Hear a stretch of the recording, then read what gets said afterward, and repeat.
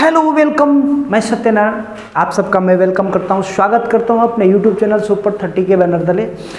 आज हम लोग नए टॉपिक के साथ हम उपस्थित हैं। पुनः गोदावरी नदी के बारे में हम जानेंगे। और गोदावरी नदी वो नदी जिसमें प्रतियोगी परीक्षाओं में पूछे जाने वाले प्रश्न, इसमें सारी चीज़ आपको बताया जाएगा।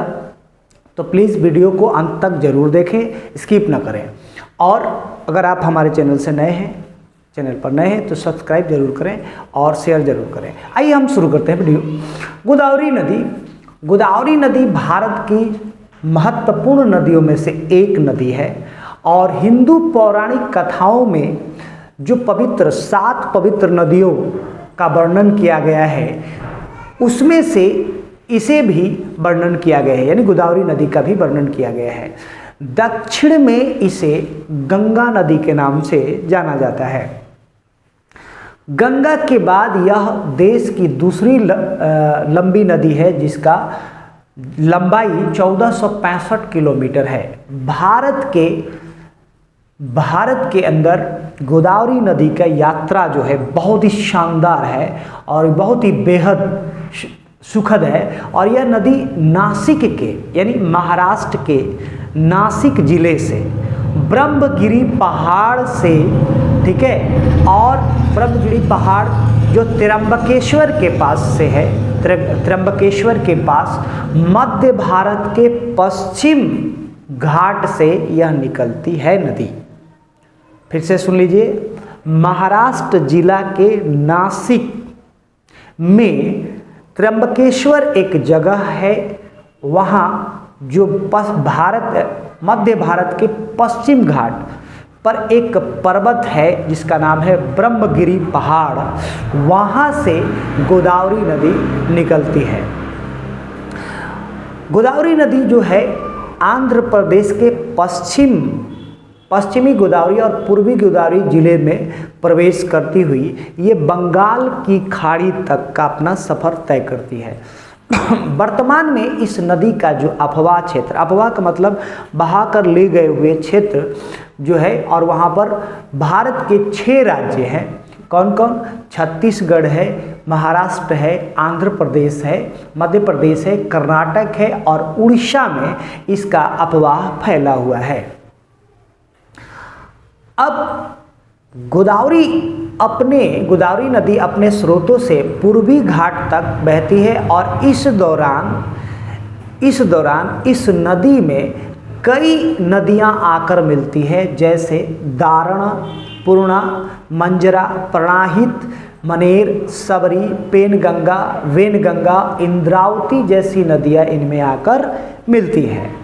अब हम इनके धार्मिक महत्व और सांस्कृतिक महत्व को जानते हैं। यमुना और गंगा के अलावा गोदावरी का भी भारत में अधिक महत्व माना जाता है। यह नदी उत्तर दक्षिण भारत की संस्कृतियों का संगम है, यानी कि ये नदी जो है दक्षिण से निकलकर उत्तर की ओर बहती है और इन दोनों राज्यों को, दोनों जगहों को जोड़ती है। इसलिए यहाँ पर दक्षिण उत्तर भारत की संस्कृतियों का संगम कहलाता है।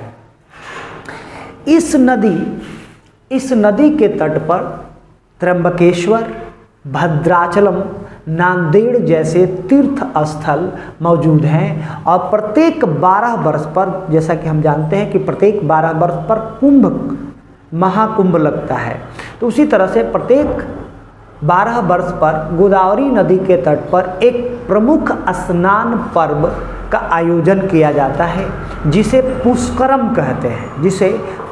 कहते हैं। इसके अलावा कई त्यौहार, अनुष्ठान इस नदी के तट पर मनाए जाते हैं।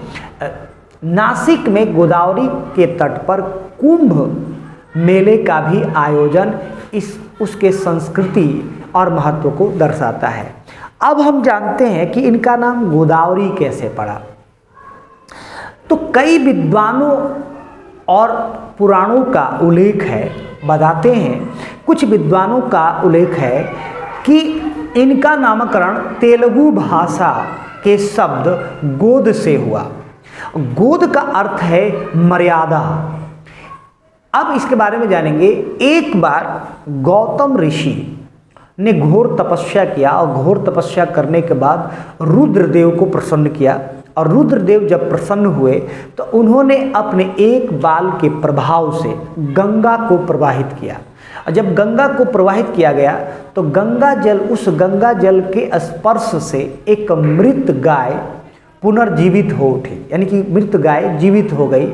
इसी कारण से इनका नाम गोदावरी पड़ा। लेकिन इसके साथ गौतम ऋषि का संबंध है तो इसे गौतमी भी कहा जाता है। गोदावरी की 7 धाराएं हैं। एक वशिष्ठा, कौशिकी, वृद्ध गौतमी, उसके बाद भारद्वाजी, अत्रेयी और तुल्या अतीव प्रसिद्ध है। अब हम जानते हैं गोदावरी नदी आर्थिक रूप से कैसे हमारे लिए महत्वपूर्ण है। तो गोदावरी नदी के बेसिन भारत में सबसे अधिक खेती योग्य भूमि में से एक है।